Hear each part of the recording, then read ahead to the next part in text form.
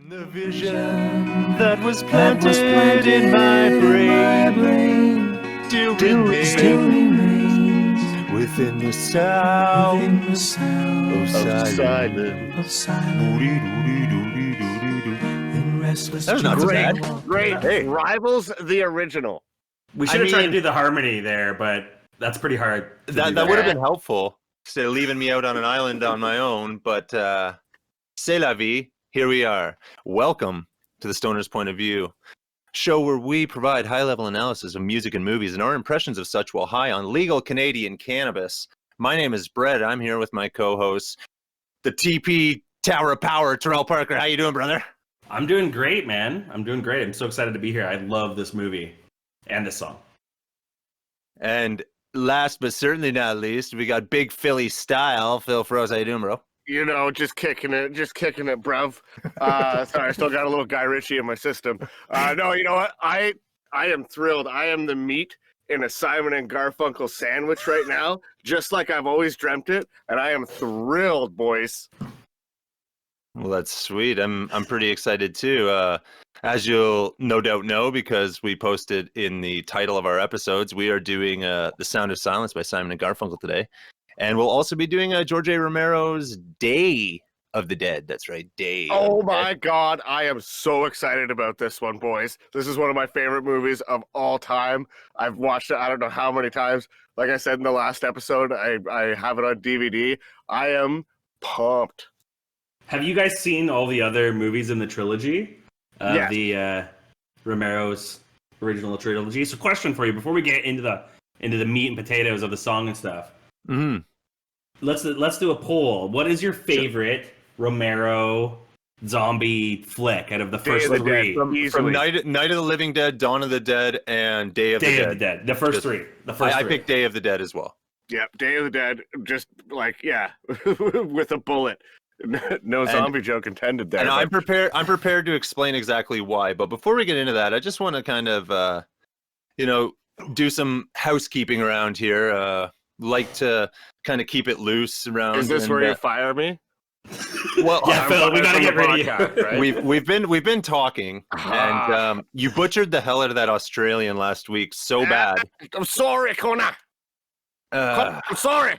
Oh my gosh, Connor, I really am sorry. He won't be back. No, but I just kind of wanted to get a feeling for you guys where you're at. We're all kind of stuck at home in this pandemic. We're kind of eking our way through, doing our best, and I know we all spend a lot of time online for our jobs and stuff. You guys see anything exciting, anything new? I want to start with something. Multi-time show attendee Seth Rogen, who's been on here for Donnie Darko, Pineapple Express, and several segments of Rogan vs. Rogan. Yeah, Rogan, why not write a song and then we can review that too? We should start a band called Rogan vs. Rogan. But as this is a marijuana-based podcast, I want to announce Seth Rogen's brand Houseplant has launched into the U.S., and so if you can get your hands on that, get your hands on some of that, because Terrell has actually tried that. And why don't you tell us a little bit about the Seth Rogen? He has these like generic like sativa, indica, hybrid. And I bought the indica because it wasn't very high THC. I remember it was like 21, 22%, which is, for you layman's out there, a lot of THC. And it was great. I loved it. I love the indica. It came in like this like a little yellow package. In the States, they come with little stackable tins, which I just want to collect, like a little anime collector, these little weed tins. I think that's great. And I really think his brand is really cool. And apparently, from what he's been talking about, he's been working on this for 10 years. Yeah, which is quite a statement that he really backs the weed. Yeah, and he said he's more proud of this like endeavor than any project he's worked on. So, like, he's passionate about it. And I don't know if you saw the video, Terrell, of when he announced the launch, but they have all sorts of accessories too, like this house lighter. Did you see that? Yeah. The house lighter. So it's like this metal box that has a lighter in it. And he's like, listen, I lose my lighters all the time. He's like, it's kind of hard to lose this thing. It's like this giant, and the lid's like an ashtray. So yeah, I don't know. You can tell he's kind of. I remember my grandparents having those things. Yeah, like the house light. Yeah, I remember those. Holy shit, I forgot all about those. Yeah, old school ashtrays. Did you guys ever go to like actually a really house? sick. Did you ever go to a house where there was like an ashtray on like a pedestal with like a lighter in it, and like that was the special smoking spot? Oh, like ashtrays used to be like you had to build your fashion statements around them in your house, like your house decor. Yeah, around ashtrays, which was what a crazy time we live in now, where smoking is basically completely outlawed and only the worst of the worst human beings do it. Smoke weed every day. I don't know. Sorry. No, that was a little burn at Phil, our resident smoker on the show. But I was hoping to get the sick burn of the week, but I don't think it measures up. So I'll keep working at it. There's still lots of time left, Brett. We can get more in. That's true. Yeah. It'll come to us. Yeah. Anything else before we get into our boys S&G? I'm stoked to just to dive into this, just dive right into this pool of Simon and Garfunkel. Yeah, I see what you did there. I like that. So, I'm gonna kind of try to bounce around in this particular breakdown because, to be honest, the structure of the song is not tremendously difficult or nuanced. It's very vocal driven, very lyric driven. But there's quite an interesting sort of backstory behind the song too. So I'm going to try to weave in and out of breaking down the song, but also kind of talking about this stuff. So start with the song itself. Like when it comes in with the finger picking and the singing right off the bat, singing, guys, like. It's harmony's here. No, it's amazing. It's absolutely incredible. People don't sing like they used to, I feel. Like, I don't know. These guys just were chef's kiss. That's really important to note. Like they recorded this after writing it over quite some time, and it was recorded analog. Obviously, it was recorded in the '60s, right? Mm-hmm. And the vocal harmonies right off the bat, they just get you because they're so haunting. The note choices that they choose and the lyrics. Yes. I think that the lyrics are really the main point of the song because it's like this folk song, so it's really based in like the poetry of it, which is what I love about this song. But the story behind it is actually really amazing, how it was produced and how it became a big hit. It wasn't an easy road. Like it wasn't just didn't pop to the charts and blow them up. Well, no. And to go further with that, Trail, even the process of writing this song for them was insane. Like Paul Simon spent a few months working on the lyrics alone to this song, and that to kind of bring it back to what you were talking about the vocals, Brett.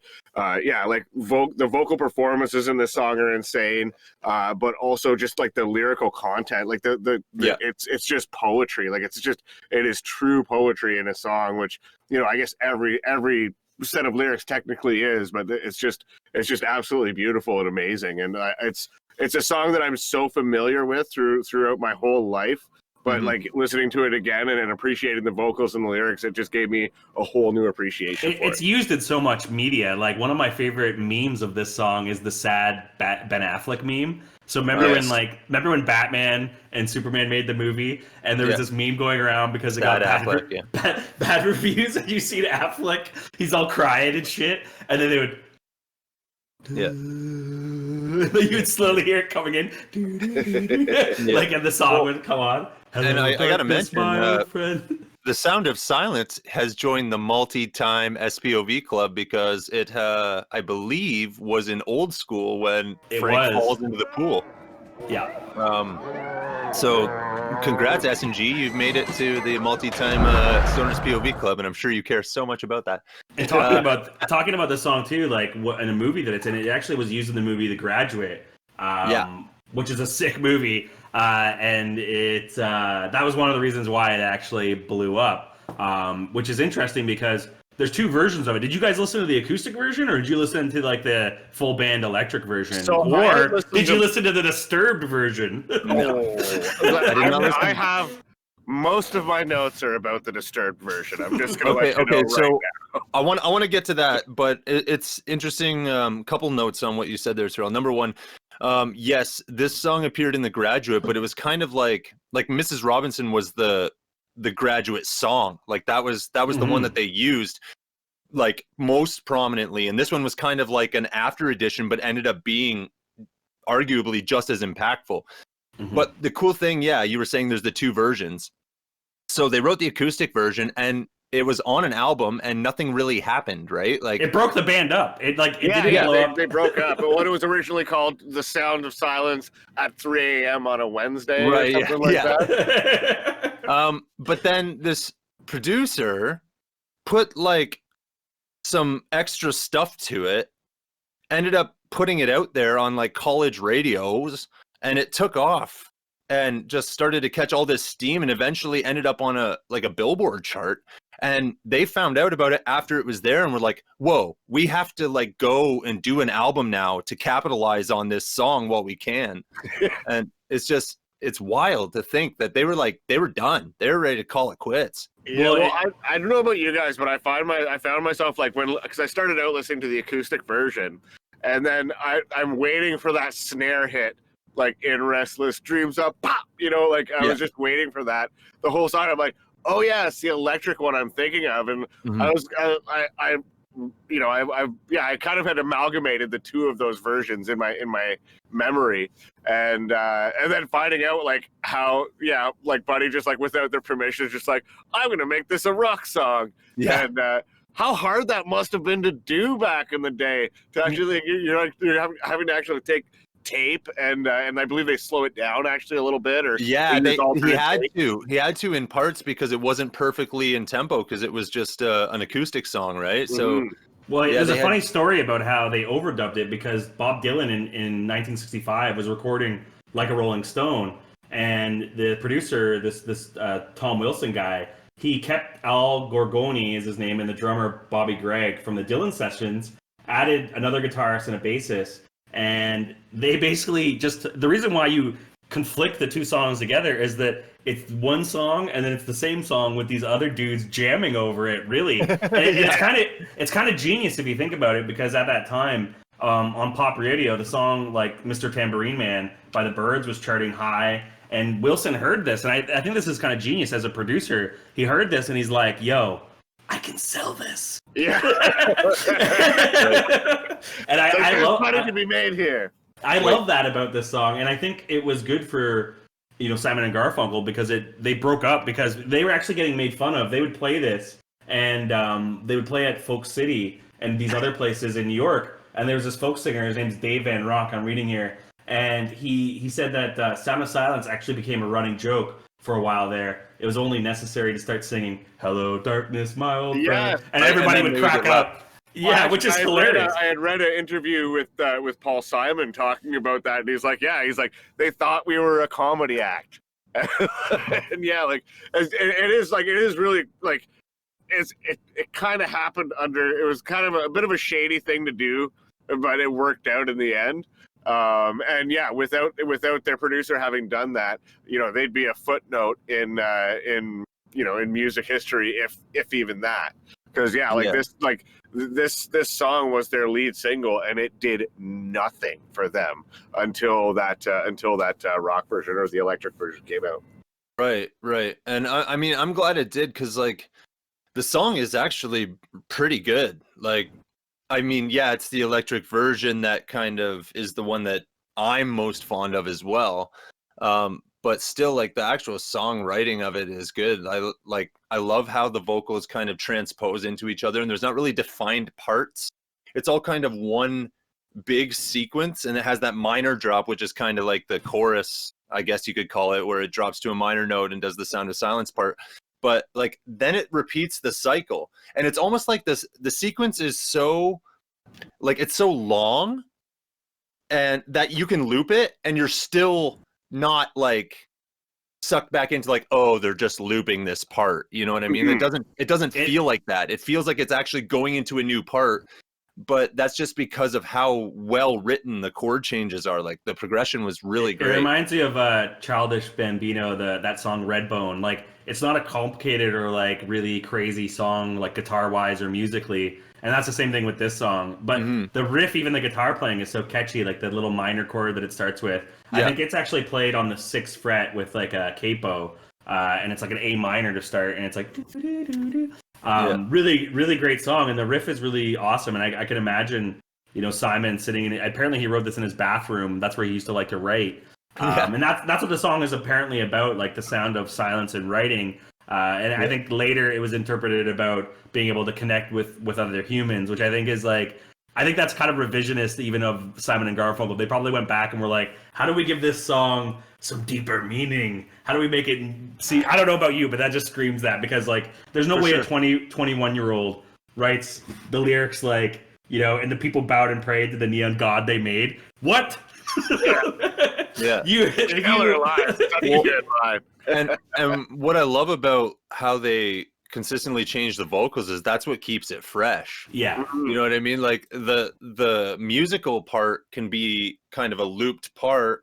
I mean, that minor note's still going to get me every time. Doesn't feel like it's a loop in any way, like I said, but because they're keeping the vocals different, they're not really like repeating parts, and the lyrical content is actually like so well done that well, and the performances themselves are just so good, and the harmonies they do, they like it. I actually this just came to my mind now, but it's almost like, do you remember how we used to say like Thursday, like their guitar parts just kind of wrap around each other and intertwine, and it's like that's what these vocals they kind of, you know, like it reminds me of that, where it's just like you can't really tell who's doing what at maybe not at any given moment, but at a lot of points in this song. You know what's crazy about this is going back to like talking about Simon and Garfunkel, like they broke up, and I think Simon went to England to like try to make it in like Denmark or something, or like and tour around, and Garfunkel was just chilling.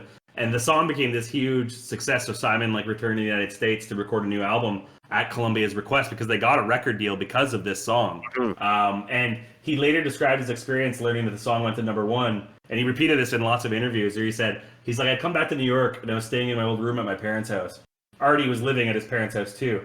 I remember Artie and I were sitting there in my car one night, parked on a street in Queens, and the announcer on the radio said, #1, Simon and Garfunkel. And Artie said to me, that's Simon and Garfunkel. They must be having a great time, because there we were on a street corner in my car in Queens, smoking a joint.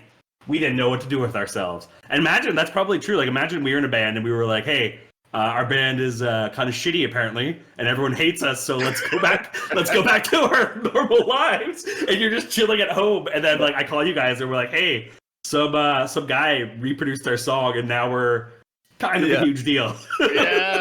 Oh, but Simon and Garfunkel, like they are the proto hipsters. Like they really are. Like they're all about that Brooklyn, like, you know, just chilling in coffee shops. Like they'd be that dude on a MacBook in Starbucks nowadays. You know what I mean? Like, it's just sorry, Terrell, I know you're that dude, but I was just gonna say that the New York like beatnik scene was a huge, they were part of a huge part of that scene, and they were their first hipsters. Yeah, they were the first hipsters. I wasn't just like, no, we're just like smoking a joint. We don't know what to do with ourselves. Fuck that. I don't believe that shit for a second. That's some revisionist shit. They were buying some bootcut pants with shiny shoes. They were doing drugs and picking up hipster chicks. Yeah, buying pink cowboy hats and going on tour. Marrying Princess Leia. Come on now. So, boys, if you were to rate this song on our magical scale out of 10, what would you give it? You know what? I'll go first. I'm going to give it a solid 7.1, mostly due to the fact that it is an incredible song. I feel like it would have a higher score if it was actually produced and recorded like in a more modern way. I'm surprised they haven't like remixed it and made it like real toit.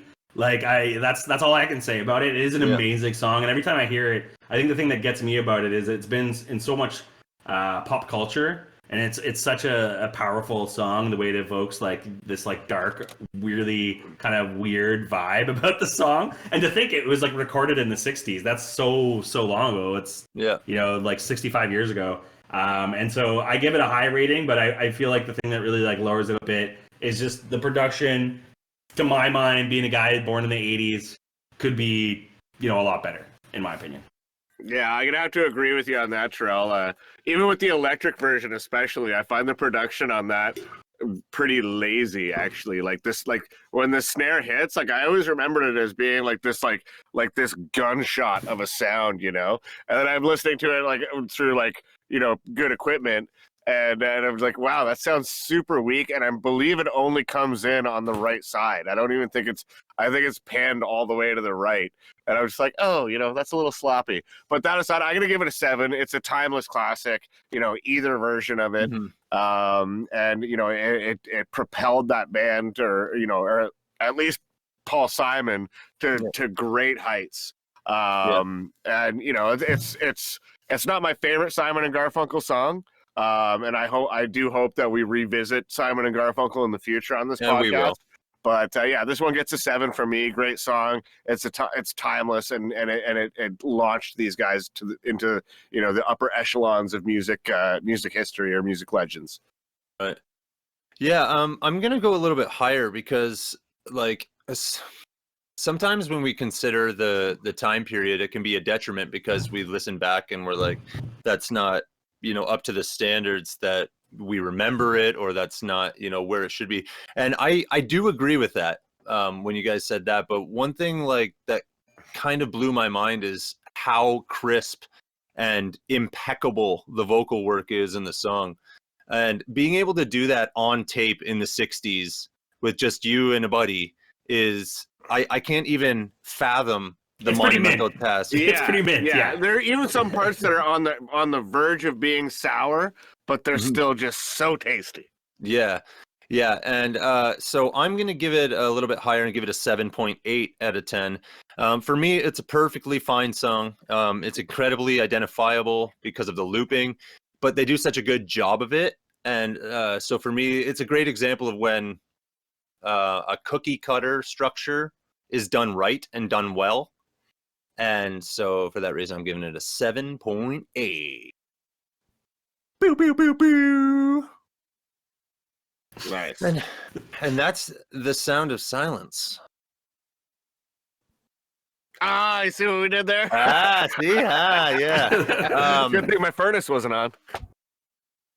Welcome back to the second half, Stoner's Point of View. We have a doozy for you, folks. We're tackling horror legend George A. Romero's, in my opinion, masterpiece, Day of the Dead. And yeah. So back to my question at the start. You guys answered, but I didn't. Okay. And yeah, Day of the Dead is obviously the best one. Like, I was hoping that you guys would say something else so I could make fun of you. But the thing is, the first movie is really good. The second one is like pretty good. But this one is really, like, really good. You know what I mean? It's such a great exploration of that universe. Yes. And then when you realize that like George A. Romero was working with like half the budget he was expecting to be working with. Yes. You're just like what could this have been? Well, and you look at his later works like Land of the Dead and Diary, and it never comes back. It never, like, this was his peak, you know. It never before or since has he come out with something this good, in my opinion. I agree, and that's like that budget thing. That is like prime out of the Robert Rodriguez playbook, except where he did it just because he was poor. Romero had to do it because he opted to do 2 other movies at full budgets. When he could have went to this one. Like, this one was in the pipeline, but he's just like, no, I want to go do these other 2 first. Then I'll come back and I'll do this. And they ended up not being very successful. So his budget was restricted. And yeah, he had to force himself to overcome the financial obstacles through creativity and quite frankly, like, hard labor. Yeah, well, it's like he was actually in like a really negative headspace, apparently, like in a really bad place, you know, in like personally or in his mind, when he made this movie, and it just kind of comes back to like the you know the classic tortured artist, you know, like the sometimes your best work comes out when you're absolutely miserable and hating your life. So you know, sorry you had to go through that, George. I'm sorry you didn't make quite as much money as you wanted, although you still did well. But you know what ended up happening though? These movies became like cult classics. Like the first time I watched it, I was like 15 or 16 because I realized zombies had tons of movies that I didn't know about. And I remember watching this when I was a teenager, and I've always loved this movie. Like, and I think it's shocking to me that this came out like a long time ago. Really, like in '85. Like this came out before I was alive. 36 years ago. Yeah, that's wild. Yeah, When was the first time you saw it, Brett? Do you remember? I'm really bad for this, and this is like a repeating theme on this show. But start to finish, I am not like a lot of the movies we cover were not like prominent in my life, like from a sit down, watch the whole thing, pay attention, start to finish kind of context. Well, it's not like this is on TBS like every weekend. There's like kind of some messed up stuff, right, like in this movie. So I think I saw it in my teens, like, but never actually to the point that I stopped and watched it all and kind of like really paid attention to what was going on and stuff. Not to this extent by any means. Brett, we've guaranteed watched this movie baked as shit together before. oh, for sure. This is you know like one of the Phil classics. I've definitely watched this with you, Phil, at your place, like drinking and stuff. If you've known me long enough, we've gotten a little silly and watched Day of the Dead before. My oldest sister, I have to thank for it. She got really into like the camp horror for a lot. Well, she still is into that kind of stuff. I would say your name, sister, if you're listening, but I'm not sure if you're cool with that. So, we had watched Dawn of the Dead a bunch of times, and then one day she's like, "Oh yeah, there's Day of the Dead," and I was just like, "Holy shit!" Like it's like going from like Grand Theft Auto 2 to like Grand Theft Auto San Andreas. With great analogy, world, you know, like, or like Fallout 2 to Fallout 3, like the massive jump. Yeah. And by the way, I know I'm skipping Grand Theft Auto 3 and Grand Theft Auto Vice City. That's part of the analogy. I know. But yeah, so I wanna go through the movie because I don't think there's a section of this movie that I didn't like. So I want to make sure I touch on everything. So we start off, we get the main character Sarah sitting in a cinder block room. She's looking at a calendar. It's October 31st, or at least all the days in October have been checked off. So I don't know if that means that it's that day or it's the previous day or whatever. But anyway, she's looking at a calendar, and all of a sudden this bunch of zombie arms burst through the wall. And it ends up being a hallucination. She's actually in a helicopter. And there's actually a cool little helicopter shot. But I just want to back up. That scene with the arms through the wall, you guys may or may not know this, but like when it was shot, like the wall, like they didn't anticipate the wall potentially like falling over, and it actually fell over once onto the actress, and they had to set it back up, redo it and everything. But yeah, it was just like, and that's just the first in a series. It's like the first like 5 seconds. Yeah. Special effects guffaws that ended up being happy accidents. I don't think the fall was not a part of what ended up. You just see the arms pop through the wall. Yeah, but Brett, way to come in heavy with an actual factoid I didn't know. My notes here is this movie has sick 80s music. Nice. Yeah. I actually want to touch on that. Let's put a pin in that. I gotta say, I did probably more research for this movie than I did for any movie that we've done on this pod. You went Donnie Darko on this, like I did. 22 episodes, yeah. So I do want to get to the music, and we're definitely going to, but just in terms of where we're at, in terms of the story of the movie, they're deliberating whether or not to actually go check on the survivors. So right off the bat, it paints itself as a sequel. And they're going to check on the survivors. And then we got the helicopter pilot, John, who I love because of all his sweet Jamaican lines. Oh, Flyboy. Well, and then when he's like, at the first sign of trouble, I'm going up. If you're not on board, you're going to have a lousy afternoon. Well, we get introduced basically to the main characters. We see John, who is arguably the coolest character in the movie. Yeah. And then we get to see Bill, his Irish drinking buddy. Yeah, he's like kind of squirrely, but I like him. He's cool. He knows how to kill zombies, that's for sure. Yeah. And then we have Salazar or Miguel, whichever. I call him Salazar throughout this whole thing. But I call him Miguel, but just because I'm so used to saying Miguel is a dick. Yeah. He's on the on-again, off-again relationship with Sarah that they kind of hint at in the thing. Actually, I want to talk about Miguel for a sec, because that actor who played him was clearly like a very theater-trained, like method actor. Like, and you could tell that, like, in the way he delivered his lines and stuff, almost authentic to the point of cheese. Yeah, it was overacting, I would call it. He's, to me, the rest of the actors have like this kind of like, they know that it's a zombie movie kind of acting skill, and Miguel he's really sending it every time. Like the scene at the start where they're in the helicopter. Yeah, obviously he's trying to portray a guy who went through a zombie apocalypse, probably not doing so hot, just like his girlfriend here having nightmares about zombies. Everyone's probably tripping. So his character is so like intense every scene you see him, and it kind of made me be like, hey bro, you realize this is a zombie movie. Like, you know what I mean? Like, relax. What's funny about that is there's a lot of overacting in this movie, you know, on pretty much every member of the cast's account. And a big part of that is because they're all stage actors. They all are all theatrically trained actors, and you know, when you're acting on stage, you have to overact, because you know, when you watch a movie, it's like you're in the front row, but when you're acting on stage, you're acting, you know, to the people up in the, I don't know what they call those seats. I haven't been to a theater in a long time, but so that's actually part of it. But let me just say, Miguel too gives off some Kevin Spacey vibes. I never noticed that until I watched this movie. But if you listen to the way he delivers his dialogue, he goes straight up Kevin Spacey on your ass. I can see that. I can see that. I said it to my wife, and she's like, "What?" And I rewound it. And I'm like, "Check this out." She's like, "Holy shit! Yeah, he really is. He's just such a wiener." My note here is Miguel is upset and won't get out of the helicopter. Man, I remember this Miguel guy. He's totally the bad guy. It's not the zombies, it's Miguel. Well, and we'll definitely get to that, because you're not entirely wrong. So let's put a pin in that and revisit it for a sec. So we get them doing this rescue mission, landing at the base kind of thing, and it's this whole scene with the helicopter coming down and stuff. And this is where I touch on the music, so we can really get into it here if you want. But like what I got here is that it's outstanding.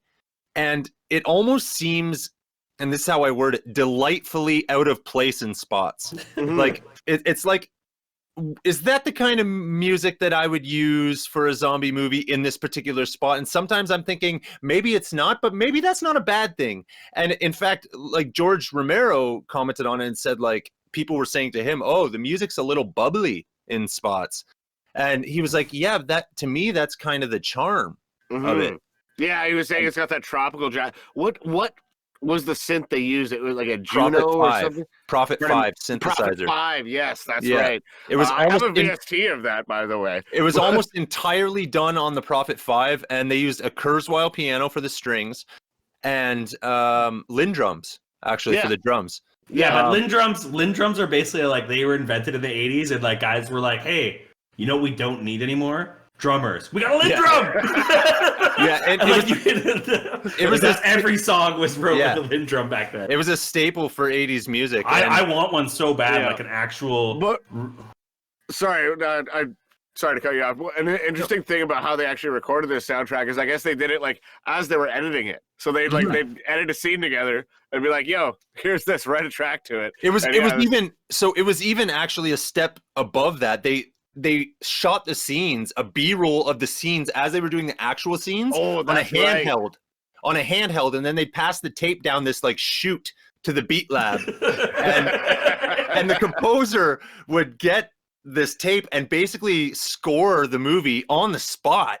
Like it's amazing, man. I have a note here too about how, like, you know how they go and they come back to their base, whatever, right, in the helicopter in the scene here. My favorite part about this scene is, do you guys notice there's a guy watering his weed plants? Shitty weed plants? Yeah. Like, that weed looks like some bunk to me. Like, I know it's a zombie apocalypse and all, but, like, seriously, like, is it a bad climate or, like, poor, is it the wrong elevation or something? Because I swear I could do better with some water and some seeds.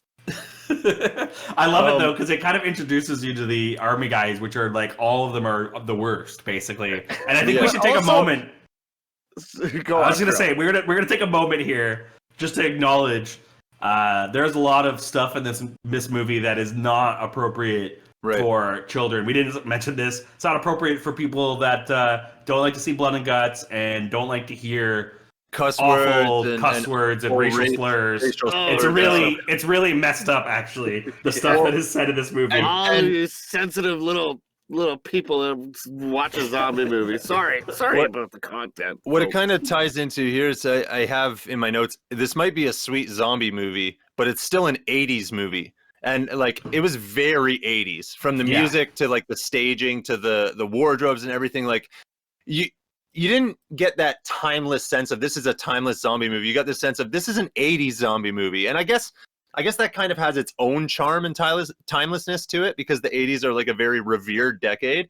Mm-hmm. But that was one thing I noticed. Like this is hella 80s. Like, yeah, but it's great. Like I agree. So we get a little bit of the last of the what I call the externals, which were the outside shots. Until the end of the movie. And what I noticed is when they're doing the close-ups of all the different zombies and stuff, like those extras who are playing those zombies aren't just mailing it in. Like the zombies are given way more personality in this movie, and it ties into kind of the overall theme. So I want to explore it more a little bit later, but I just wanted to touch on that because those actors were acting their asses off. Well, not only that though, but they did an open call for zombies for a George A. Romero film, and so one thing my wife noticed actually was like, oh, there's a lot of they're like teenagers and like young people, and it's like, but the people I think they technically had to be paid. I think they were paid $1. But they're so enthusiastic because they're zombie, they're horror fans, they're George A. Romero fans and fans of the series thus far. It's like if you hired a bunch of Star Wars nerds to be Ewoks or some shit, it just works out. They'd be like, hold on, let me get my costume. Yeah, exactly. And their facial expression, like the eye movements and stuff, were very human. And most times, like you'd see in a modern kind of zombie movie, that would be a turnoff. You'd be like, that is clearly a person acting like a zombie. But I feel like as we explore the movie and as we find out that that's kind of a thematic overarching thing in this movie, is the personalities underneath the kind of zombiness. I find it really, I don't know. I appreciated it a lot. I think, if we're going to talk about the zombies and the performance and whatnot, we're obviously going to have to talk about the makeup. And even like the very first zombie you see in this, I was always like, how did they do that makeup? You mean effect? Tongue Guy? Yeah, I was like, how did they do that makeup effect? And only like after watching it's actually a puppet, but it's done so well. And it's Tom Savini, right? Tom Savini, yeah, this is his masterpiece, man. Yeah, and this is again, kind of like Sound of Silence for Simon and Garfunkel. This is what propelled him to further greatness. He went on to work on like the first Friday the 13th, and I believe Creep Show he worked on. And I know we got a couple wrestling fans who watch this. He also was contacted by Bray Wyatt for the Fiend mask, which is like a more current kind of thing. Because he went from being a respected, underground guy to an absolute legend in the industry. And this was the movie that did it. Yeah. And I'm glad you brought up Tongue Guy, because they were saying that actually the face being broken like that was not on purpose. They were doing like some drilling in the face, and the drill caught a piece and like ripped the styrofoam out. Yep. So they had to kind of compensate somehow. So they just ended up turning it into what we know as Tongue Guy. And like amazing special effects. While we're on the external shot, one thing I wanted to touch on that's a cool little factoid also is the alligator. I remember the alligator coming out of the building. Bloody nose. So he has a bloody nose, but that was legit. Yeah. They dropped him, like carrying him in. The Wranglers dropped him. So that blood on his snout is actual blood, like alligator blood. Nowadays, that would never happen in a film nowadays. Also, I just want to point out, you guys are so deep in these facts that you're blowing my mind. Yeah, well, if you think about that, Brett, and then if you throw it back to Shawshank Redemption, and they had to find a dead maggot to feed to the bird. Because the ASPCA. A crocodile or an alligator with a bloody nose, because they legit were handling it. Yeah, exactly. Well, and what's cool about those Wranglers, like apparently the alligator was just like cranky after that, and wouldn't you be? He tail swiped one of those Wranglers and knocked him. By the way, the Wranglers were the two zombies that followed him out of that building. Of course. No acting experience at all, just dressed up like zombies. Anyways, I thought that was very cool. So back to the movie. Sorry that we got off on a tangent there, folks. Brett, I am so excited that you are as excited about this movie as I am. This is the Stoner's point of view, and Stoners go on tangents, and this was a great movie. So anyways, a horror to zombies comes kind of making its way towards Sarah. We get some classic 80s music under it. Again, I gush in my notes over the music. We got the 80s Lindrums and toms. It's just very electric sounding and cool. And then we get an argument between Sarah and John, the pilot, about waiting till dark before taking off. And I remember thinking, like, how does that make any sense? Like, he wants to fly out of here and go to an island, which, spoiler alert, sorry if you're going to stay with us to the end, folks, but they end up on that island anyways. Your boy's got a solid plan. But not only that, he's like, hey, no, let's just put fucking gas in the helicopter and get out. You know what? It's funny. The movie could have just ended. But if we need to get out, she's like, no, it doesn't make sense to be prepared. Let's go down to the bunker. Yeah, she's like, leave the helicopter on so that the gas runs out. And yeah, basically, imagine the movie just was like John like filling it up, and like they all just left, and that was the end. Well, and what I have here is it's just bad reasons all around for not getting the hell out of there when they did. But the thing is, I feel that kind of leads into a kind of a deeper subplot of this movie, or a subtext of this movie, where you realize that watching it after watching it so many times, and then getting tremendously baked and watching it in my 30s, I'm like, oh, you know what? Everyone's just their own person, and like everyone's right about some shit and everyone's wrong about some shit. Throughout the whole, like every character in this movie has their flaws and has their plan, and nobody is the good guy in this. They're all just individuals trying to survive and doing what they think is right. That's why I like it.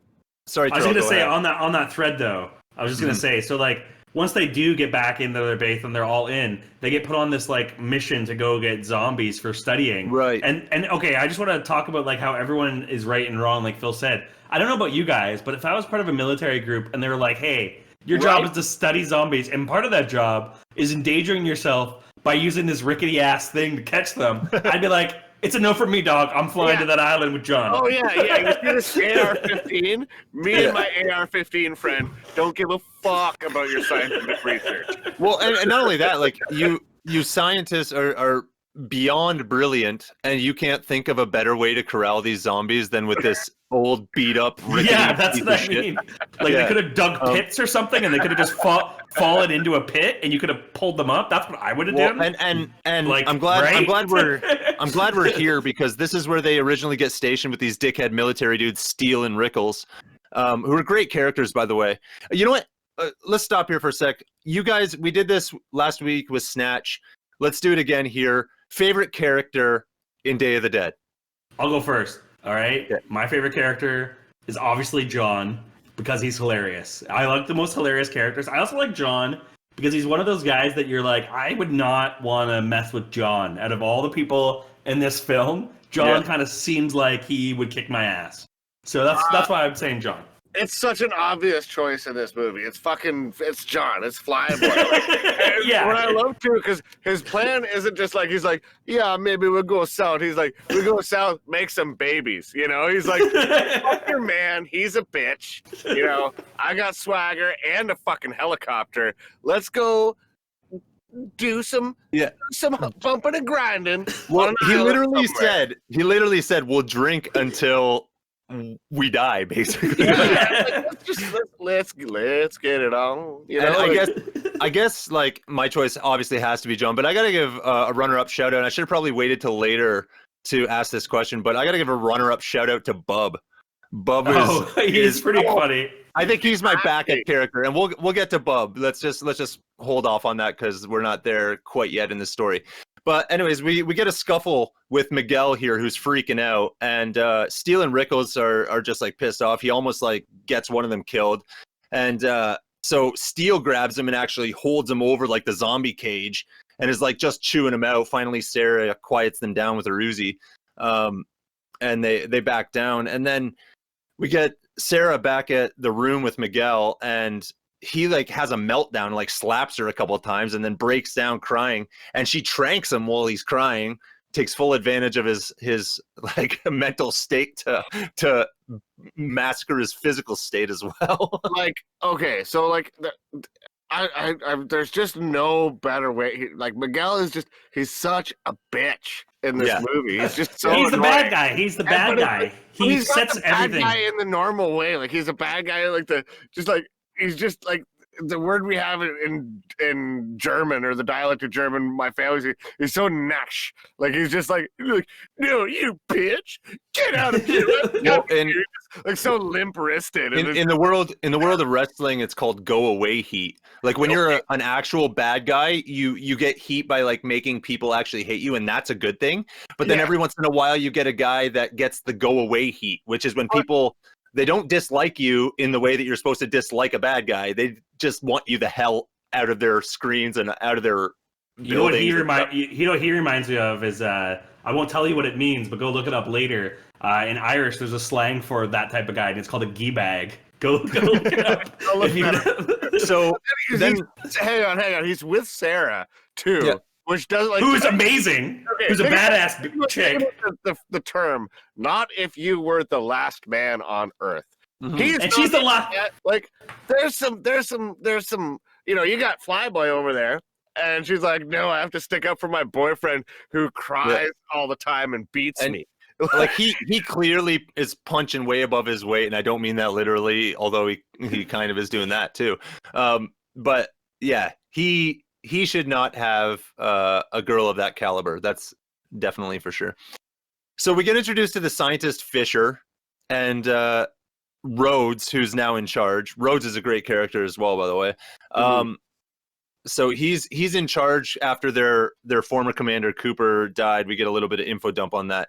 But yeah, Rhodes is all pissed off, justifiably. Like he's actually the bad guy of the movie, but when you stop and think about his motives, like he just doesn't know what his men are risking their asses This for. goes back to what I was saying about this is how I actually, you know, even though I think Rhodes, like, here's the thing, if I was put in his position, screaming and yelling during a zombie apocalypse while trapped in an underground base with a bunch of zombies around with a mad scientist, I feel like that's not going to be the way to convey my point, but I would be telling those people, I ain't catching those zombies for you.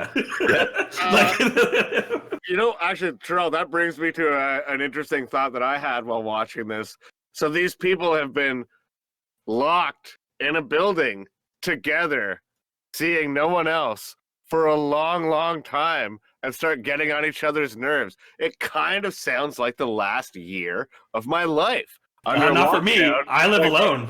We don't have yeah, well, exactly, right? The only person I can hate is myself, and I already hate myself. You start fights online. Yeah, that's true. That's true.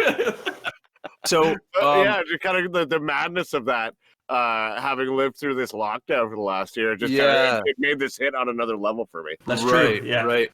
And like one little side fact about this is like the actors had to spend 4 weeks in a limestone cave shooting this, and like it was not pleasant for them. Like everything's like dusty and black. They're like coughing out black shit, and like the main actress, the actress that played Sarah, her name's escaping me right now, Lori something, I think. But she ended up with asthma after the movie. And like she's quoted as saying like, I would be surprised if some of the others didn't also have respiratory things from being in this limestone cave for 4 weeks. Well, and apparently too, Brett, their accommodations for the cast and crew was so, I don't know if it was that it was far, but it was so inconvenient to get to that they would actually, like, a lot of the cast and crew would sleep in that. Well, it's not a mine, it wasn't a mine, but it was a converted mine. But yeah, they'd be sleeping underground, work all day underground, and so yeah, so you know, it's got that little bit of real, you know, it's like a worked shoot. Yeah, I get you. So we get some more science talk, and honestly, this is where the lore kind of comes out for this particular movie and the central themes of it. And I kind of have a love-hate relationship with the science of the zombie lore. Like, to me, it's kind of the standard of what I feel zombies should be if zombies were a real thing. Like, I appreciate the archetype, but I like they're people that have kind of lost their inhibitions. And so the attempt to rehabilitate them, to me, was such a great premise that beyond this movie, like, has that been really explored? Like, other than little chunks of shows where they're like, oh, we're going to use them as like a fight pit or like a place to toss people to scare them or whatever. But like, I mean, in terms of, here's how we're going to take back control of civilization by rehabilitating these zombies. No one other than Dr. Logan is crazy enough to think that a thing with a little tiny brain that wants to eat you could be turned into your buddy that listens to his Walkman. Well, I don't think that they were trying to rehabilitate them so much as to be able to control them. Right. But even if you see, and this does lead to the character Bub down the road, and the progress that they're making and the resources that they just don't have, it's just like it's a complete pipe dream at this point, right? So that kind of, I think, while the soldiers are dickheads, you're like, you know what, I can see your point. And so and to really get into this, if you think about what we're talking about here, we're talking about this idea that Dr. Logan has theorized that he can somehow control these zombies, but then the scene ends with him. He actually removed like the face and like the everything except the brain of Major Cooper, who was just running this. Well, and I don't feel like, no matter what Dr. Logan says, after he did that, I'd be like, oh, hell's no. Well, whatever you have to say, I'm not cool with. I don't know, because like, he's doing the experiment. I wouldn't be cool with the fact that he's using living subjects to accentuate the practices. I'm 100% with you on there, but I think the part that would have lost me is the fact that you just gave me this whole pitch about how you're making these massive breakthroughs about controlling, and then all of a sudden your subject that's on the table, not the Cooper faceless one, but the other one that just turns and he drills. He starts to act up, so he has to take a drill to his head. Like, that's not the best way to sell your idea of controlling these zombies. That's what I'm saying. I'm not all about what. As soon as Dr. Logan was done, and it ends with like Sarah being like, Jesus, like when she sees the guy, and then he drills the one. I'd be like, if I was there with Sarah, like on her shoulder, I'd be like, let's get the fuck out of here. Yeah. So it's around this point where you're like, yeah, you know what, Flyboy is so got the best plan of anyone. Yeah, like he had it to begin with. On a beach somewhere. Yeah, he had it to begin with, and it's just further reinforced as the movie goes along. So we get this kind of like lunchroom cafeteria scene in it's the big WWE scene of the movie, really, where it kind of like sets everything in motion, really. Well, and it's also the big scene in terms of the making of it, because like there were so many active cameras in this part that this whole sequence, which is probably like a 5 to 7 minute sequence, was largely at the mercy of the editors. Like, and the pacing and the cuts and stuff were all the editor's choice, because there was like 12 cameras actively running on different close-ups on the different actors, and it was kind of editor's choice here. But I thought it was a good scene, and I like that they took the advantage to make it kind of the line in the sand. And what I have here for storyline, I don't really know who I side with, to be honest, because like Rhodes just wants to shoot all the zombies because they're running out of resources and have to get out of there. And then you got Logan, which is wrong, because like you don't have that many bullets. Right. But then on the other hand, you have Logan, or Frankenstein, if you will, who's just such a smug asshole, and he wants to outline his progress on getting control of the zombies and stuff. And it's just like this actor did a great job of making me hate his fucking guts. Yeah, because like just how smug he was with his like, oh, are you going to be able to blow the piss out of them all? Like, just like being a smug dickhead. And I'm like, man.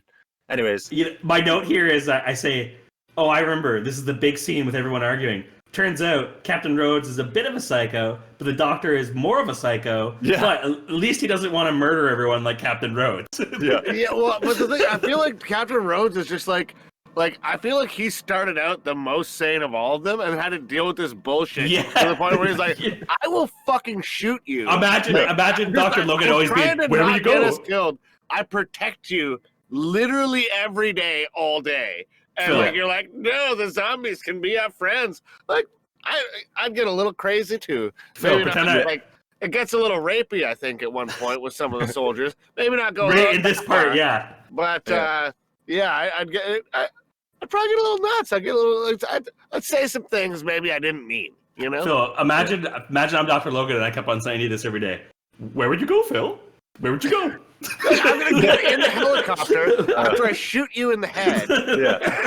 And go to a beach with the black guy. So I love the way this scene ends too, because this is actually the point where my stoned brain actually got scared. And I don't know if I was scared at the movie directly, but I was scared of more so just the hopelessness all around. And it was just like it had been gradually increasing to that point, but you keep getting these like moments of, oh, well, at least we can try this. At least we can try this. At least. And then you realize that they're both just batshit crazy.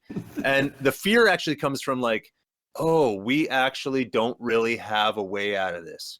Like we're at the mercy of this zombie apocalypse. And I don't know, to me, that's just a legitimately scary thing. Well, and that's the thing. And like that scene with Logan, because even though he's being such a dick about it, he's right.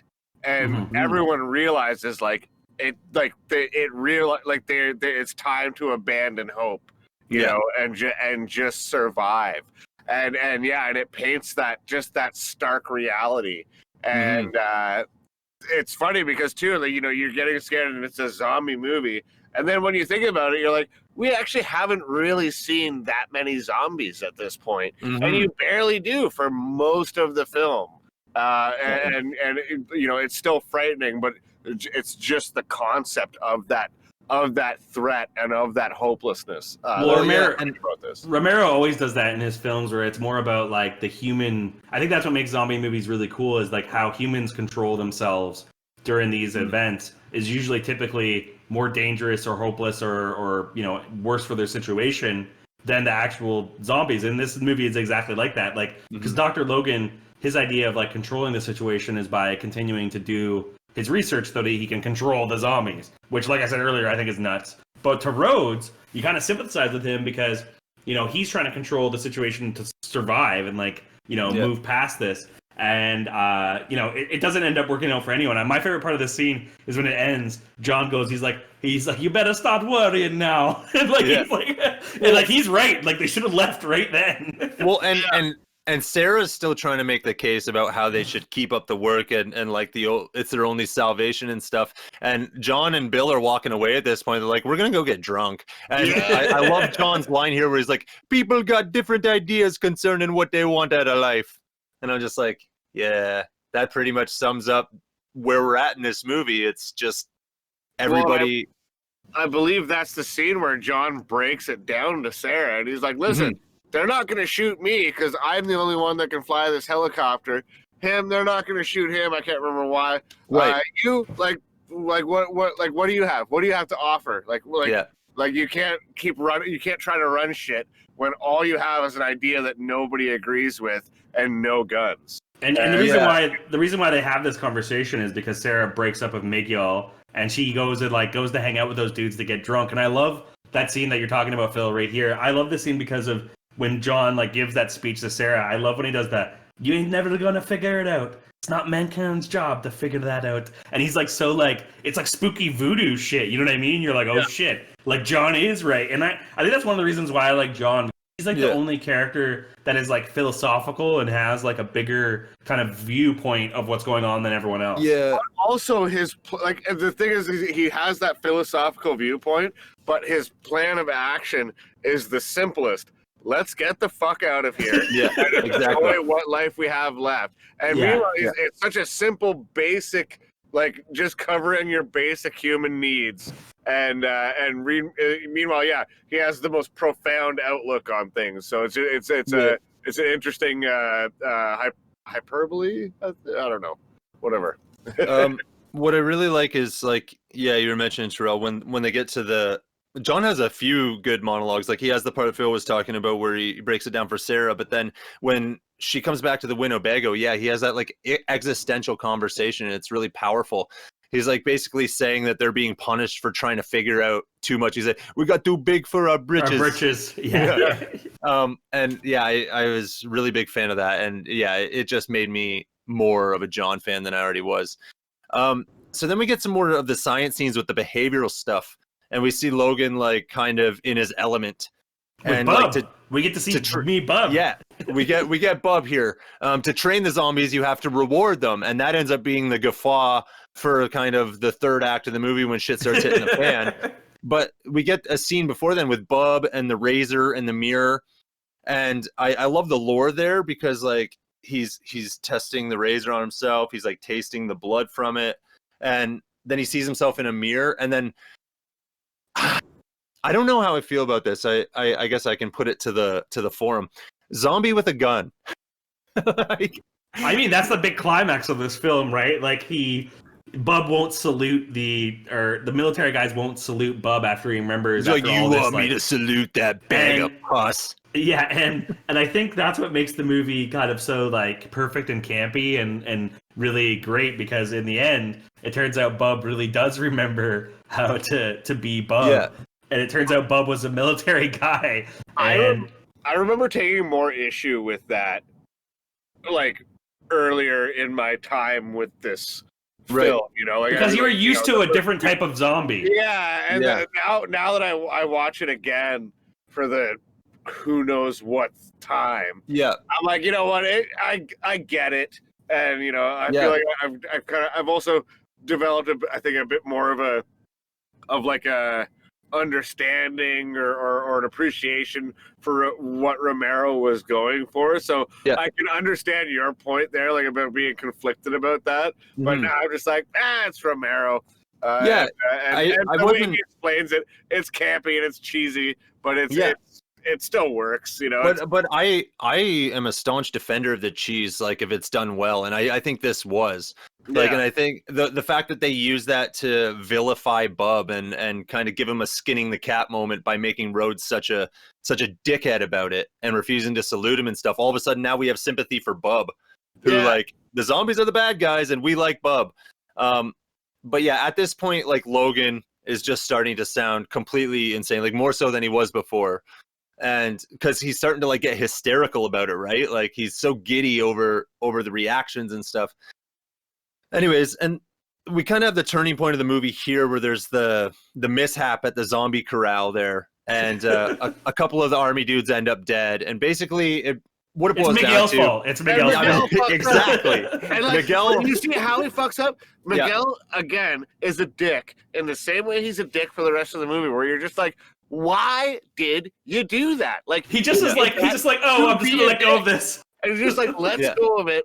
And like, just like, he just like, shut up, and like smacks his girlfriend. Like it's just like there's no reason to do this, like, except that you're a dick. Yeah. Fucking Miguel. So a couple of the minor army guys, Miller, he gets his neck eaten. And then accidentally shoots Johnson, actually. So Johnson didn't really get zombie death very much. But yeah, then Miguel gets bit in the arm and runs off with a chunk out of his arm. Sarah kind of like hunts him down and ends up cutting off his arm to save him, while John makes a tourniquet, and they cauterize the arm with this like torch this crude torch they made. They out throw of, like, together in 2 minutes. Yeah. But what got me here in my stone little brain was the classic 80s music that came on. It was like it was like this redemption 80s music, and it just like it was a little more bubbly than you would want for a scene where you're cutting off a guy's arm so he doesn't turn into a zombie. But this is what I meant about that delightfully out of place. Like I thought it was great. It was unique. This is the thing I hate about Sarah. Like Sarah is like portrayed as like our like golden girl in this movie that we're supposed to like really like be our main character energy, but she ain't got main character energy because she lets this dude smack her around, and then she's trying to save him from the impending zombie death. No. If someone smacked me a couple minutes earlier, like Phil, if you smacked me and a couple like hours later you got bit by a zombie, I'd be like, good luck. Yeah, I'd be like, hey, guess what? Truck can go fuck him. Exactly. You know, like, while rubbing your face. You know? or just shoot him then and be like, I know you're gonna turn into a zombie, so I'm doing this in advance. And, but yeah, then the dickheads, Steele and Rickles, show up and they want to kill Miguel. And there's this cool standoff with John. And this is this is where John comes out as like more of a badass. Like he was chill, existential, like classic smooth Jamaican. Out for his own, like he was on his own path the whole time, looking out for number one. And this is where that kind of changed. Yeah. Him and Billy kind of, align themselves with Sarah and Miguel temporarily till Miguel dies. But it ends up with Steele and Rickles backing down.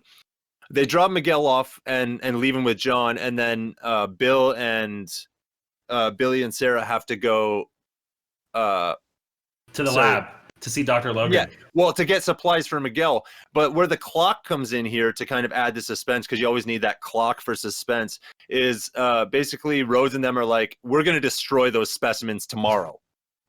They're getting destroyed tomorrow, and all of a sudden we have our clock. So yeah, Sarah and Billy go back to the lab to get the supplies, and when they get there, it's full of experiments. And clearly Logan didn't anticipate people coming back at nighttime, because the dude that just died, Johnson, his head is hooked up. Yeah. And Tom Savini, kudos, bro, because this head scene, man, is so good. It freaked me out. I remember I've seen it before, and then it came back on. I was like, oh yeah, this is why I hate Dr. Logan, because he's creepy, and he does every scene, he gets worse and worse. Yeah, they also find like an audio log of him, like he's like torturing, I think it's Bub. Yeah, it shows that even just he has to like horribly abuse these you know what I mean, just to get to be under control. And it's like, oh yeah, no, that whatever doubt you had, this guy is fucking nuts. yeah, exactly. 100%. Well, and then we get Logan getting Bub to actually listen to the music, the classical music. And what I love about this scene, actually, just from the kind of a behind the scenes factoid thing, is the actor who plays Bub basically improv'd the reactions with the actor who played Logan. So when he was sticking his finger in his face and stuff, the actor who played Bub intentionally didn't react, so that he had to start waving, and you know what I mean? He had to kind of make it more animated. And then that whole scene with the pointing down and slowly following the finger down to press play on the tape recorder and stuff, it was kind of just two actors, good actors, feeding off each other. So this was my first time watching this as a dad, and I never realized Bub, he acts like a baby. He holds stuff and plays with stuff, and it's that's my daughter, except a grown dead zombie guy. Yeah. Well, and Logan rewards Bub. He finally, here's your reward, Bub, and makes a big deal out of it by feeding him Johnson's body. Yeah. And so Rhodes happens to see this and gets a little bit triggered, no pun intended, and shoots the shit out of him in a fridge, and basically takes the rest of everyone's guns, and just I'm in charge now, so we're in a bit of a standoff showdown spot, but luckily John, our boy, comes looking for them, and we get the little showdown of sorts where Rhodes takes over. He leaves Billy and Sarah for dead by the corral, he kind of exiles them. He shoves them in there, and he's like, good luck in the creepy pits full of zombies. Yeah, and then we find out that which is always, I just want to point this out. Yeah. Okay, if I was Captain Rhodes, once again, if you're going to be an evil bad guy, you don't ever let people actually live. I hate how they always do that. All the way. They tell them your evil plan, and then you let them stand at the hill until the sun kills them. No, shoot them in the knees and leave them. Yeah, I hate when they do this in movies. It's such a movie trick. Sarah, everything out aside from killing you. Yeah, exactly. Sarah and Bill are gonna somehow find a way through the zombie creepy tunnels. And anyways, I just wanted to point that out as a big flaw with Rhodes' plan, basically. Well, I totally agree, and it immediately looks like a bad plan, because we get this shot of Steele and Rickles as they hear the elevator, powering up, and then when they get to the elevator control box, it's completely trashed. Turns out Salazar decided he's going to go harakiri himself to the zombie. And everyone else. That's the thing. He's not oh, you know what, I'm going to be whatever. He fucking trashes the elevator and has the remote on the top and lays down like a little bitch and fucking hits the button and lets everything in. My thing is right there. Oh, I hate you, Miguel. so much. My thought at that scene is like him laying there and be like, "This will teach Sarah. Break with me." He's such a saucy little bitch. Yeah. Smacking didn't work. How about my dead ass? If she won't be with me, she can't be with anyone. I'm gonna send the zombies. Like, who does that? So then we get a scene in the bunker still with Bub escaping from his chain, and it's funny because he like looks quizzically at his chain. And let's put a pin in that because I want to come back to that later. But like we got a couple things going on at this point in the movie. So like Sarah and Billy are trying to get out through the tunnel. Shit's starting to get real. They're having to deal with some zombies, and I love this scene here because we get the shovel stabbed in the zombie's face. Yes, such a good effect. Yeah. Well, that's because John went after Bill and Sarah in the creepy tunnels of death, and you know it turns out Bill and John are way better at killing zombies than the trained military guys. We haven't even talked about Bill, really. Bill is a great character. He's just with the flask and everything. Like we kind of skipped over his. We skipped over his kind of heartfelt moment with Sarah earlier before they went to the Winnebago and we got John's existential speech. But like he shares the booze with her and we kind of get like a warmth because he rescues her from like Miguel being a crazy idiot. Yeah. So yeah, we got to give some more love to Bill. I feel bad for screwing up on that. Yeah, he nails that role. And it's just like, what's the like? There's even the opening says like you're just gonna keep drinking that shit. But it's like, oh, I know it's not gonna be around, but like, it is, like while it's still around, I might as well enjoy myself. Well, and when he has that scene with Sarah, like he also says, "You want some? I got this and a whole other one." Yeah, I actually the bar with Flyboy too. Yeah. You know, he's a smart character if you think about it. Like, if you're in a zombie apocalypse, living in a creepy cave with a bunch of other crazies, you might as well get drunk every day. Right? You know what I mean? Like, what else have you got to do? So aside from like their interpersonal shit, they've got shit on lock pretty well. Like they don't have to worry about zombies. Well, because apparently Bill and John are the only people staying at the Winnebago, the Ritz, which is clearly the nicest place in the entire movie. Yeah, like they got this shit pretty well figured out. Like, I'll drink. You go. The 80s paneling on the wall in the Ritz is literally on the wall in my basement, and there's a fondness to that, right? Like, but anyways, we're all over the place here. Let's get back on track. We got back at the base. John, he's got the upper hand on Rhodes, but then we have a little, as if we needed more cool moments from John. He could have killed him, but then he didn't want to because he saw Logan laying there dead, and his conscience kind of took over.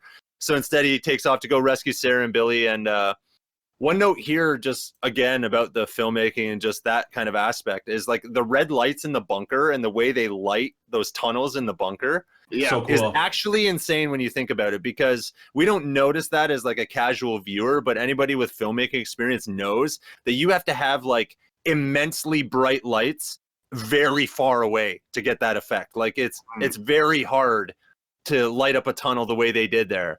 And I just thought it was really good. And sorry, now that we're talking about Logan being dead, I also have to bring up. Okay. So Rhodes loads has what appears to be a fairly standard 25 round magazine in his and I believe it's an AR-15 that he shoots Logan with, and proceeds to fire like a bajillion fucking bullets at him. There's a few scenes of him just 45 seconds of sustained fire, and a fully automatic weapon, 25 rounds, that'll get you couple seconds, maybe 5 seconds or so.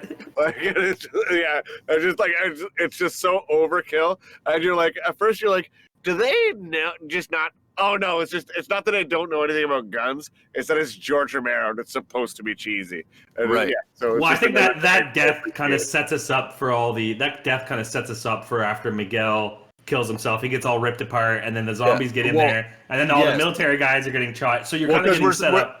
Yeah, we're starting to get to like a cascade of zombie deaths, and I want to go through them one by one, because they all have their own unique things.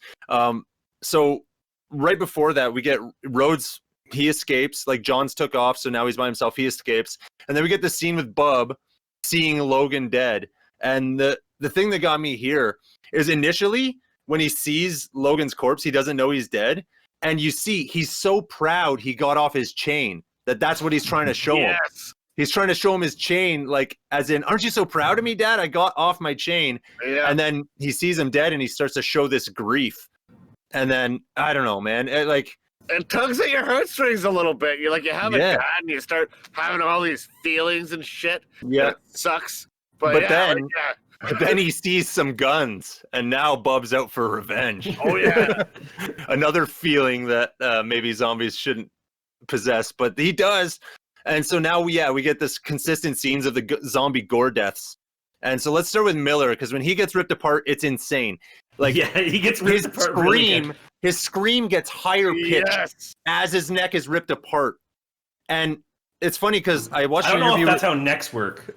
Well, it was awesome anyways. And I watched the effects guy do an interview, and he said he never even realized that worked that way. Like that had happened in the movie until someone pointed it out to him. Yeah, which is nuts. He was saying that, yeah. Like it makes it even more perfect. Like to me, when I was watching it stoned and I see his neck being ripped apart and his scream is getting higher pitch, I'm like, that was a genius thing. And then to find out that it was just kind of one of those happy accidents was really cool. It was that, the sound team did that. It was just that Tom Savini didn't realize that they had done that effect, because I think it was more that he was just so focused on it. But yeah, it's just such a gory, fucking gruesome touch. And as we mentioned earlier, this movie is far more about the interpersonal human element than I think either of the prior two movies. And then you're wondering, you're like, wait, this movie's so celebrated for its special effects. I'm like, why would they get Tom Savini for this human drama? Oh, it's for the fucking 20 minutes of just a celebration of splatter. Yeah, well, the next one is my favorite for sure. I love the next one. Well, is it the Rickles one? Yeah, the guy that's screaming and laughing and whooping and screaming. Yeah, I love that fight scene. His eyes sticking out. Yeah, I love that. Getting his eyeball pulled out. Yeah, that was a great one. Yeah, I think I have a note here. I'm like, we see the guy who laughs and scream get ate. Very cool. Steel does slightly better. That's what I wrote here. Yeah. So I want to get to Steel in 1 second. They do a little side scene here, and what I love is it's the zombie horde on the move, because they've now entered the building through the elevator and they're on the move. And the music here was sweet because the guitar starts shredding. I think it's the only part that had a guitar shredding in it. But yeah, just this guitar shredding while the horde's on the move. I was a big fan of that. And then we get a little side scene. We know the showdown between Bub and Rhodes is coming to a head because he sees him and he starts shooting at him. But yeah, then we get back to the Steel death. So the Steel death is great. He's trying to get away from Bub a little bit. And then he's got his hand through the wall or he's got his hand through something. He's going to get the jump on him. But then he gets swarmed by a bunch of zombies who, notably, these ones don't have guns. They're just your regular biting zombies. And what's funny about the Steel scene is, he does better because he shoots a couple, but he figures out with 3 bullets left that, they die if they're shot in the head. And he's only got 3 bullets left, so he caps 2 more. And he just looks at the gun a little bit and goes, well, guess I'm going out with a bang, and proceeds to off himself. Which is what, honestly, people do in zombies. I have a theory, because Steel does get bit before he blows his head off. Yeah, on the shoulder, when they swarm him, is a, let's just say a zombie that looks of Latin descent in the 80s in Florida with a white suit on, very flamboyant. I say Steel got killed by zombie Tony Montana. You think Scarface? The location and the timing works. It could be true. It could be true. The one that bit him, you mean? Yeah, the one that bit him. Yeah. Bit him in. That's zombie Tony Montana. And maybe, I don't know this because I have to go back and watch this now just to confirm. It was never talked about, but the death scene with the shooting himself wasn't. The actor pitched that to Romero. Yeah. And he ended up going for it. So for all we know, maybe our buddy George A. Romero intended for zombie Tony Montana to zombie Scarface the shit out of Steel. We don't know. Hello to my little friend.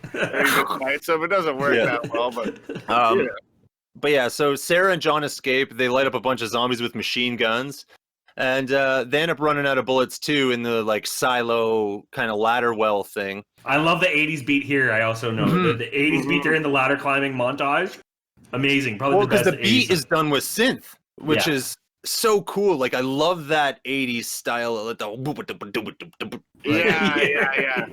I'm a big fan of that. And so yeah, now we got the showdown with Rhodes and Bub. Bub ends up shooting him a couple times. But then he eventually ends up succumbing to the zombies. But what I love about this is like, despite the kind of hokiness of a zombie with a gun, like here's a zombie killing a dude, but he does it for a very human reason, revenge, and he does it via very human means with a gun. Yeah. Although I will say the salute at the end, I was just gonna say you gotta mention questionable. You got it. I was gonna say out of all of the things though, I think the whole purpose of Bub is to like be kind of like shocking or whatever, that there's this idea that somehow the zombies can remember their human selves. Right. But the military salute is just like a little like that's a little Steven Seagal, like a little Arnold Schwarzenegger like action hero kind of like I got my revenge. Romero later in his career, that was basically the writing on the wall. If you ask me, like if you look at Land of the Dead, they've got the guy who's half a zombie calls fireworks sky flowers. There's it's not good. It's not good. Trilogy for me, just like there's one Star Wars trilogy for me. So. Then we get Rhodes getting torn apart, and it's crazy. He's yelling, "Choke on him! Choke on him!" And funny about that scene is that I was just going to talk about this, but you can go ahead and well, because they used actual organs, like pig guts, props, right? Like pig organs and guts and stuff, and they forgot to refrigerate them, and it was like the last shot they were doing, or at least with any special effects. And they were like, well, we can either like take a whole day and like go get fresh organs, or we can use these ones that we forgot to refrigerate. And it's like, don't tell the extras. The extras, the zombies are literally fanning the stench away from the actor that plays Rhodes. In between, you can see it in behind the scenes footage. And they said that like, so the crew and stuff, they all got like this wax in their nose, and they got all this, they got like special scent stuff on their lips to kind of like protect them from it and stuff. But the guy, he would have seen that on the guy who played Rhodes, so he had no protection. And like yelling, and like it's a very physical scene. Like you know he got some of that shit in his mouth. Oh yeah, and like well, not only that, the poor actors who played the zombies are feasting away on this. Like they're stuffing it in their face. These like spoiled pig guts. But it was quite disgusting. Hey, you know what? I've heard in some countries that's a delicacy, guys. So, then we kind of get the sort of ending series of stuff. The three amigos, Bill, John, and Sarah, are kind of racing against the zombies to the helicopter. And what I have here is there's no way it's still got gas in it. Like it's been a couple days if this thing is running. Like I know they were hoping that the guys on the top side that were like doing the weed and stuff would fill it up. I don't know what gave you that impression. Sorry? I don't know what gave you the impression that the speech at the start where they talked about leaving it dark, and he said he had to keep it running. Oh, I forgot about that. Yeah, but the guy though tells them to turn it off, and then he gets to all demanding that he have to fill it up as soon as possible. Right. We'll fill it up at night. And so what John is talking about here is his hope that they did actually follow through. Right. And fill it up, or they'd be effed in the A. Just for the record, I was a little stoned when I watched this. It's okay. It's okay. But anyways, she opens the helicopter door. She gets attacked, and then like a wake up from a dream sequence on a beach with Bill and John. And it never actually shows what happened in the chopper. I guess we're kind of left to our imagination. I assume they just got in it and like they're like, John's like, yeah, I'm going to a place near Jamaica, and they just flew there. No, but like they would have had to deal with the zombies that were somehow in the helicopter, or that never happened. They got in and clean and flew away, and she just was having a dream. This whole thing was a hallucination of Sarah in a psych ward. Like They do say that is a theory about this movie as well. Although I choose to not believe that. But I think what it really is it's more of a callback to the previous movie, Dawn of the Dead, where they're flying and they're like, how much gas do we have? I don't know. And so it's just kind of a bit of a play off of that, in my opinion. Yeah. And I mean, in terms of how it ended and the ambiguity, like it's a little polarizing, but I'm happy with it. For me, it's about as happy an ending as you can get in a zombie movie. Like they're fishing on an island and it's all like bright and sunny. And so I'm happy with it. I'm content. I think it's the happiest ending there is in a Romero movie. Or at least in this series, like, well, at least, yeah, like it's definitely the happiest out of the original three. Yeah, I don't know. It's just it's such a great movie. I'm just the thing is Miguel is just such a dick, such a dick. But you know what? At the end of the day, I'm gonna have to give Jerk of the Week to David Draymond and Disturbed for covering Sound of Silence. Fuck off, you guys! Stop. Bill Froze. Jerk of the Week. You know, that was their biggest like single too. Yeah. Like that was like well, it was either that or like I'm sorry. All right, boys. So before we get to the ratings, I want to do a kind of like a secondary kind of round table. And I wanted to do it about the song too, but I forgot. So we've kind of done this in a couple podcasts already, so I want to keep it going. If this movie's on and you're hanging out with the wife and you just see that this movie happens to be on, do you watch it? Yes. Yeah. Is this one of those, this is one of those flipping through, see this is on, you're like, that's what I'm watching for the next hour and a half? Oh yeah, for sure. It's it's one of the few movies I actually like own like on a physical medium, you know, like it's right. I remember when I bought it, I was just like, holy shit, I gotta get this. Like it's it's the new film transfer and everything. So unequivocally, yes. I agree. I would too. Side thing I wanted to ask, because I know you have that sweet Blu-ray. Is that where you found the behind the scenes stuff? Was that on there? Okay. Yeah. So it I wondered like about you that. and I watched the same thing. Right. I found it and on YouTube. Yeah, I did see it. It's I called, saw like, that it Into was the on Nightmare YouTube as or well. something. It was Sorry? like it was called like Into the Nightmare or something like that, or like yeah. So there's a few different behind the scenes. Right, but this one was like well produced, had good shots. It was like an hour and a half long, and I think it was the same one. And you see like Buddy who played Steel, like all like it was like affliction. Yeah, and he's got like a little. You got the like, flavor saver French, and all that. French stash. Okay, well, that was Day of the Dead, and I do believe this is going to end up being our longest podcast to date, and I'm okay with that because this movie was outstanding. I'm going to go first. I didn't really dislike much about the movie, except maybe thought that Bub's salute was a bit over the top.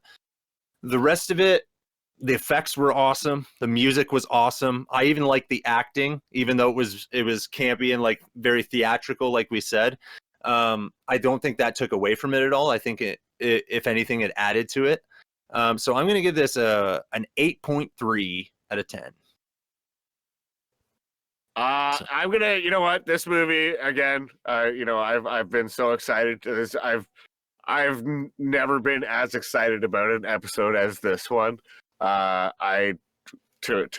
pardon my French, but I fucking love this movie and I fucking love the original three. So it's you're speaking my language with this shit.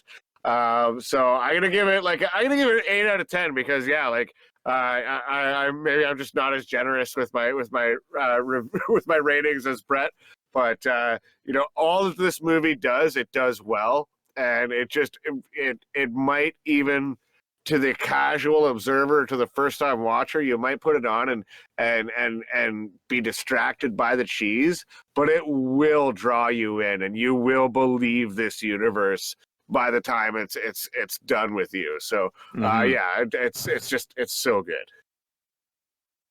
Yeah. What about you, Terrell? I think I would give this movie an 8.1. I think it's an indisputable classic. It's a cult classic. I think that compared to the really primal scariness of the first movie, and the really kind of weird kind of satire of the second movie, this movie is a bit different. Like it has a more simple plot line, but it really keeps you engaged. I think the effects stood up really, really well for a movie from the 80s. It's hard to even find movies from the 90s that we've even reviewed where I don't think they're so cringeworthy.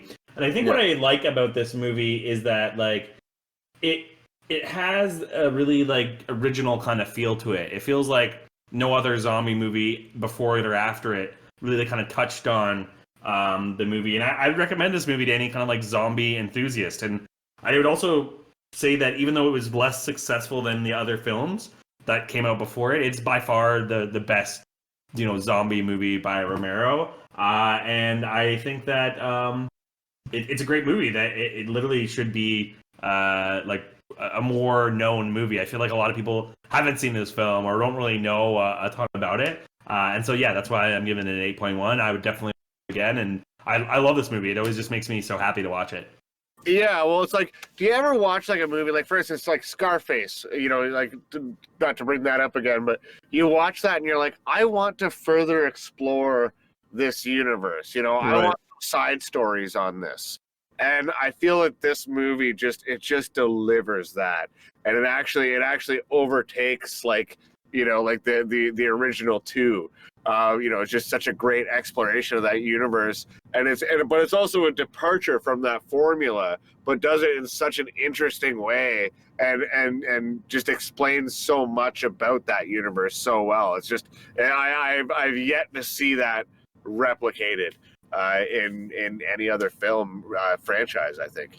Well, one thing I want to say is you're going to get an awful lot of chance to talk about that in our next week's episode, because we are doing Scarface. And oh, really? I forgot. And the song that accompanies Scarface, because we want to keep it all in-house. We're doing Push It to the Limit as our song, Scarface as our movie, and we are going to take the world by storm with that one. One thing we forgot to mention earlier on is please follow us on all of our social media channels at the Stoners POV. Hit up our YouTube channel. We do the video for this for the episodes every week, and we would love to hear your comments. We want to know what you want. We want to know the songs, the movies. We want to break them down because, we got lots of ideas, but it's all stuff that we like, and you might not like the stuff that we like. And we want to know what you like so that we can tell you whether or not we like the stuff that you like. We might like the stuff you like. We might not like it, but the important thing is that you like it, and you like us. Right. Exactly. So yeah, Push It to the Limit, Scarface coming up next week. I legit thought we were doing Star Wars next week this whole time. I am so much more pumped now. Yeah.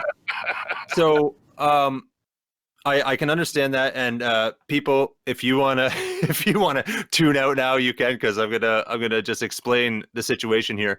We had a week where things got messed up, and we ended up missing, so we're kind of staggered all over the place. So I had to make an executive decision, and I had to slice one of the weeks out so that we can stay on track, and that has led to us doing Scarface and Push It to the Limit. So, oh yeah. So I will hope you all tune in next. Turn in. That's kind of like tuning in, but with more turning. But tune in next week. We're going to be here. We're going to be listening to Phil do a horrible impression of Tony Montana. Oh, he's going to do it so much. Man. It's going to be so annoying. Going to grab me some licorice, man. The red licorice, not black. The only reason I don't want to do Scarface is that I was thinking about this for the pod, about having to listen to all of us do our shitty Scarface impressions, like any person that watches this movie. Maybe we'll do a tally and see who gets the most, and whoever has the most Scarface impressions has to be the jerk of the week. Yeah, it just be the rule. You know what? I just want to close this one out. I had a lot of fun, boys. Fuck you, David Draymond. It's been a pleasure. Yeah. So for Phil and Terrell, I'm Brad. This has been the Stoner's Point of View. We'll see you next week. Stop covering good songs. Disturbed. Bye.